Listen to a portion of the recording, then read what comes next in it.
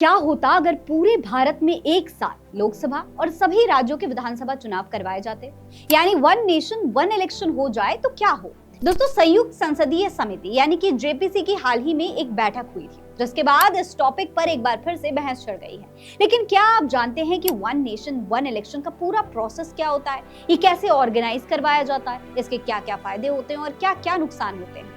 अगर नहीं जानते हैं तो आज के इस वीडियो को पूरा जरूर देखिएगा, क्योंकि इस टॉपिक से जुड़ा हर एक पॉइंट आज विस्तार से इस वीडियो में हम आपको बताने वाले हैं। साथ ही इसके फायदे और नुकसान सब कुछ समझाएंगे। सलाम नमस्ते दोस्तों, मेरा नाम फरहीन अंसारी है और आप ये खबर मेरे official channel Farheen Ansari official पर देख रहे हैं। दोस्तों, वन नेशन वन इलेक्शन एक ऐसा सिस्टम है जो राजनीति, प्रशासन और चुनावों के तरीकों को पूरी तरीके से बदल सकता है। एक समय पर पूरे देश भर में एक साथ लोकसभा और विधानसभा चुनाव संपन्न करवाए जाएंगे, ऐसा इस पूरे प्रोसेस के अंदर होगा। यानी एक समय में ही तमाम राज्यों में एक साथ पूरा प्रोसेस होगा, पूरी अरेंजमेंट्स होंगी और तमाम राज्यों और केंद्र के चुनाव को एक साथ ऑर्गेनाइज करवाया जाएगा। इसके लिए तमाम तरीके की टीमें हर राज्य में बनाई जाएंगी। साथ ही साथ केंद्र को लीड करने वाली एक टीम अलग से बनाई जाएगी। बता दें कि अभी तक देश भर में दोनों चुनाव अलग अलग समय पर करवाए जाते हैं, लेकिन अब मोदी सरकार इसे एक ही समय पर करवाने के लिए तमाम तरीके के कवायदे कर रही है। इसके लिए पूर्व राष्ट्रपति रामनाथ कोविंद की अध्यक्षता में एक कमेटी बनाई गई थी। इसमें 8 सदस्य थे। कमेटी का गठन 2 सितंबर 2023 को किया गया था।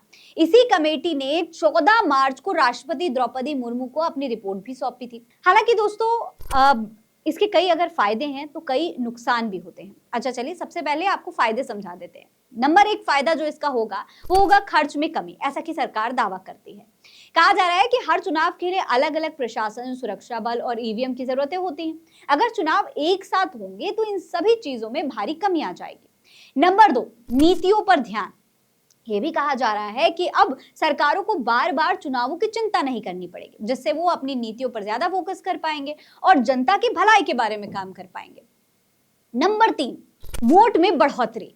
एक साथ चुनाव होने से दोस्तों ये कहा जा रहा है कि वोटर टर्नआउट जो होता है वो बढ़ सकता है, क्योंकि लोगों को बार बार पोलिंग बूथ पर जाना नहीं पड़ेगा। ऐसा कोई झंझट ही नहीं होगा, तो एक ही बार में जाएंगे और सारे चुनाव के लिए वोट दे आएंगे। नंबर 4, राजनीतिक स्थिरता। कम चुनाव होने से स्थिरता आएगी, क्योंकि अक्सर चुनाव के बाद सरकारें बदल जाती हैं, जिससे अनिश्चितता ज्यादा रहती है। लेकिन जैसे कि आप जानते हैं दोस्तों कि हर सिस्टम के फायदे होते हैं, वैसे ही उसके नुकसान भी बहुत सारे होते हैं। अब इसके कई नुकसान हैं और उन नुकसान पर भी बिल्कुल ध्यान देना चाहिए। जैसे नंबर 1, संविधान में बदलाव की जरूरत पड़ेगी। इसके लिए भारत के संविधान में कई बदलाव करने पड़ेंगे, जैसे आर्टिकल 83, 85, 172 और 174 में संशोधन करना पड़ेगा। नंबर 2, राज्यों की ऑटोनॉमी पर असर पड़ेगा। दोस्तों, ये जो प्रणाली है ये राज्यों की ऑटोनॉमी को खतरे में डाल सकती है, क्योंकि राज्य सरकारों के चुनाव अब केंद्र के चुनावों से जुड़ जाएंगे। इसमें जो उनका अपना फोकस है वो पूरी तरीके से हिल जाएगा। नंबर 3, सरकारों का गिरना। अगर किसी राज्य में सरकार गिरती है तो क्या पूरे देश में चुनाव फिर से होंगे? ये एक बहुत बड़ा सवाल है और ये सवाल झंझट पैदा कर सकता है। नंबर 4, स्थानीय मुद्दों का दबाव। देखिए दोस्तों, जब एक साथ चुनाव होंगे तो राष्ट्रीय मुद्दे हावी हो सकते हैं और जो स्थानीय मुद्दे होते हैं, जैसे जनता के जो छोटे मोटे मुद्दे होते हैं, वो बिल्कुल उनका जो महत्व होगा वो कम हो जाएगा। जाहिर सी बात है, हर राज्य की जनता अपने मुद्दे के लिए ही अपने सरकार को चुनती है। केंद्र का इंतजार नहीं कर सकती कि कब केंद्र सरकार इस पर फैसला करेगी और कब वो केंद्र के हिसाब से अपना नेता चुनेगी।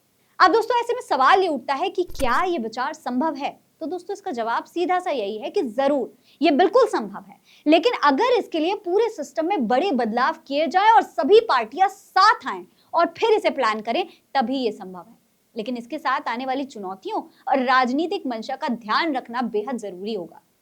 आज के दौर में जहां कई राज्य सरकारें हर समय चुनावी मोड में रहती हैं, ये बहुत मुश्किल काम है दोस्तों, इस तरीके से तमाम पार्टियों को एक साथ लेकर आना। लेकिन अगर इसे सही से लागू किया जाए तो one nation one election Bharat के चुनावी इतिहास को एक नई दिशा दे सकता है, पर अगर सही से हो तो।